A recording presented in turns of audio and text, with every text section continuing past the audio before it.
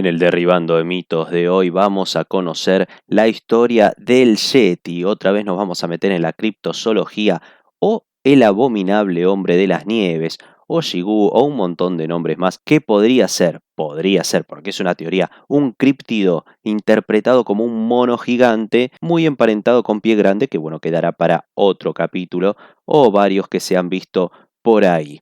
La existencia o no del Yeti al día de hoy es una duda que permanece en el tiempo. Pero antes que nada, ¿qué significa Yeti? Viene de las palabras del tibetano Ye y Ti, que significa pequeño animal antropomorfo.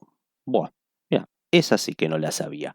Pero bueno, ¿cómo se originó esta leyenda del Yeti, la misteriosa criatura que aparece, que no aparece? Bueno, en realidad aparece la historia mucho antes del siglo XIX. Existían ciertas escrituras prebudistas donde varios pueblos del Himalaya hablaban de una criatura así muy parecida a un simio, de pelo largo, blanco, que rugía y con el tiempo, bueno, se fueron creando ciertas leyendas como pasó con el monstruo del lago Ness, que ya hice un video, con Nahuelito, que ya hice otro video, y bueno, no me desvío más de tema. En los primeros avistamientos, según algunos escritos, surgieron en el año 1830. Existían relatos de algunos excursionistas que decían que habían visto junto a sus guías una criatura de 2 patas, alta, que estaba cubierta de pelo largo, y en aquel entonces se concluyó que podría haber llegado a ser un orangután.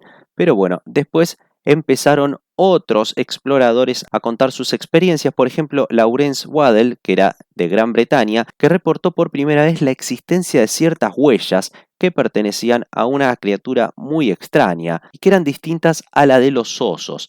Pero bueno, con el correr del tiempo empezó a hablarse mucho más del tema. De hecho, en el año 1920, un colaborador de un periódico indio entrevistó a un grupo de exploradores que regresaban del Everest para ver si esto existía o no, y ahí tituló la nota Abominable Snowman, o sea, Abominable Hombre de las Nieves. ¿Por qué? Y no sé por qué se le cantó, pero ese nombre quedó pegado al Yeti, el abominable hombre de las nieves, incluso hasta el día de hoy. En el año 25, un fotógrafo de la Royal Geographical Society de apellido Tom Bassi escribió sobre una criatura que a 4.600 metros de altitud aparecía cerca del glaciar Semu y posteriormente se observó que esa criatura habían dejado unas huellas muy parecidas a las que se describían antes, pero tuvo todo un quiebre en el año 1951 cuando apareció el interés de un occidental que intentó escalar el Everest, buscaba una ruta alternativa y empezó a fotografiar esas huellas de las que tanto se hablaba. Era el montañista Eric Shipton a unos 6.000 metros de altura sobre el nivel del mar. ¿Qué pasó con las fotos? Que bueno, fueron sometidas a un intenso debate, a un intenso estudio y al día de hoy se cree que es la prueba más irrefutable. Todo esto reforzado 2 años después por Edmund Hillary y Tenzing Norgay, que fueron los que pudieron escalar el Everest, pero después de un tiempo se desdijeron. Habían dicho que podía ser cierto, después dijeron que no. Buah. ¿Qué pasó entonces? Que la prensa empezó a querer encontrar al Yeti. Siguiendo todas las rutas que se habían seguido y con distintas estrategias, el periódico Daily Mail decidió organizar una expedición que debía acabar con el mito. En 1994 empezó la denominada Snowman Expedition. Bueno, ¿cómo le fue?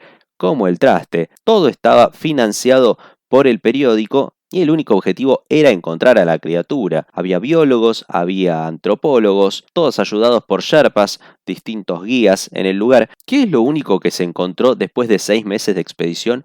Huellas. Pero también los estudios dijeron que esas huellas habían sido erosionadas por el tiempo, o sea, se había desgastado, no era que eran simplemente gigantes. Pero bueno, el hecho de que la expedición hubiese fracasado no significaba que iba a ser la última. En el año 1957, Tom Slick, un estadounidense, financió algunas misiones para investigarlo. Incluso en una de ellas se encontró materia fecal del supuesto Yeti, porque esas heces tenían un parásito que nunca se pudo clasificar. Pero bueno, de ahí a que fuera el Yeti, hay que ser muy optimista. Como las expediciones eran cada vez más comunes, el gobierno de Estados Unidos tomó muy en serio que alguien pudiese encontrar a la bestia y entonces lanzó algunas leyes regidas por 3 normas para seguir para cualquier estadounidense que quisiera ir detrás de la leyenda. Pero a ver, a todo esto, estaban en Nepal, ¿qué se mete Estados Unidos? En primer lugar, se necesitaba un permiso de Nepal para ir a buscarlo. En segundo caso, si lo encontraban, el gobierno de Nepal debía aprobar cualquier noticia o informe sobre el descubrimiento. Hasta ahí bárbaro. Y en tercer lugar, que estaba prohibido dañarlo o dispararlo, excepto en defensa propia. Pero ¿qué pasó? Qué generoso que estaba Estados Unidos. Bueno, no, 2 años después se supo, o por lo menos se presume, que todo fue una movida diplomática para que Nepal haga amistad con Estados Unidos y vigile de cerca a su vecino gobierno comunista de China.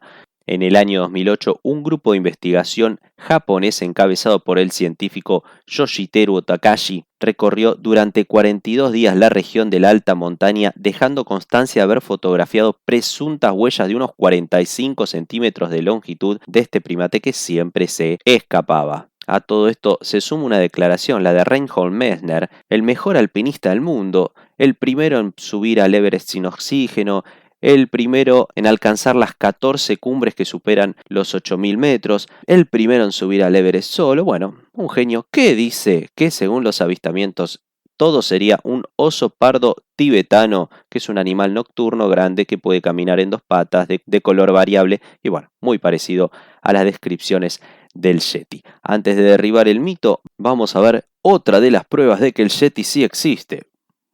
O algo así. En algunos monasterios de Nepal se conservan restos que supuestamente pertenecen al Yeti. Por ejemplo, el cuero cabelludo de un Yeti que está en el monasterio Kumhum de Nepal. Ah, grande, tenés el cuero cabelludo y todo. La última novedad, y esto lo voy a descartar ya, que el ejército indio aseguró el año pasado haber encontrado al Yeti en el Himalaya después de haberlo buscado durante más de 180 años. El ejército indio estuvo muy orgulloso de este descubrimiento, que fue en realidad en el mes de abril, pero ellos no dijeron nada porque había que ver qué impacto causaría y qué sé yo. Bueno, después se hizo todas las pruebas, las huellas, y era un oso pardo tibetano, así que era todo un verso.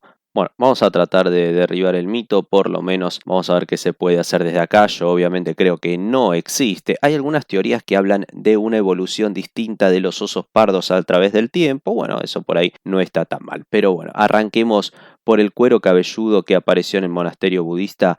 En realidad, todos los estudios que se hicieron demostraron que pertenece a una cabra local. Es más, dentro de las reliquias, junto con los cueros cabelludos que siguen diciendo que son del Yeti, se dio a conocer que había una supuesta mano, pero tras otro estudio efectuado, se dio a conocer que pertenecía a otra especie de animal, el cerau del Himalaya, y no a un primate desconocido. Pero bueno, científicos liderados por distintos biólogos en la Universidad Estatal de Nueva York examinaron todo lo que está relacionado con el ADN mitocondrial de todas las muestras que se le fueron tomando al Yeti. En total, los científicos analizaron 24 muestras, incluidas 9 que pertenecerían a la criatura. ¿Qué dieron los resultados? Que todo pertenecía al oso pardo del Himalaya, una de las primeras ramificaciones dentro del linaje de los osos pardos, o sea que sería un clado. ¿Qué es un clado? Una agrupación que contiene un antepasado común y después los descendientes vivos y extintos de ese antepasado que se fueron modificando. O sea, lo que se deduce es que los osos existentes de la región son descendientes de poblaciones que sobrevivieron en refugios locales, en glaciaciones, en el Pleistoceno y bueno. De las 9 muestras del Yeti, 8 resultaron ser osos nativos del área, mientras que la otra provenía de un perro. Estos estudios y todo lo que fueron estudios de fibra se reveló que pertenecían a osos, a caballos, a perros y a una variedad de otras criaturas, incluso algunos de ser humano. A pesar de que en 2011 algunas autoridades rusas en Siberia determinaron que es irrefutable la prueba de la existencia del Yeti, lo cierto es que no hay ni una sola prueba, ni un solo avistamiento creíble, ni una sola foto o imagen de su existencia, simplemente algunas huellas, y todo lo que marca la tecnología para mí no existe. Ha sido alguna criatura. Creo mucho en lo de la erosión de las huellas, que las huellas se van agrandando por la acción del viento, la acción del agua, Pero bueno, ¿qué pasa? Lo mismo que pasó con Nahuelito, lo mismo que pasó con el monstruo del lago Ness. Hay cierto motor turístico detrás. Hay gente que todavía sigue creyendo en la existencia del Yeti a pesar de las muestras científicas y entonces todo esto es un motor para el turismo local. Se habrán encontrado huellas, pelo, huesos, todo será de un perro de distintas especies, pero pese a las evidencias científicas, mientras se siga sin encontrar al Yeti, habrá gente que siga creyendo en su leyenda. Bueno, lo que yo dije siempre, para mí el Yeti no existe, es simplemente un mito, habrá sido un oso, no sé, nos vemos la próxima semana.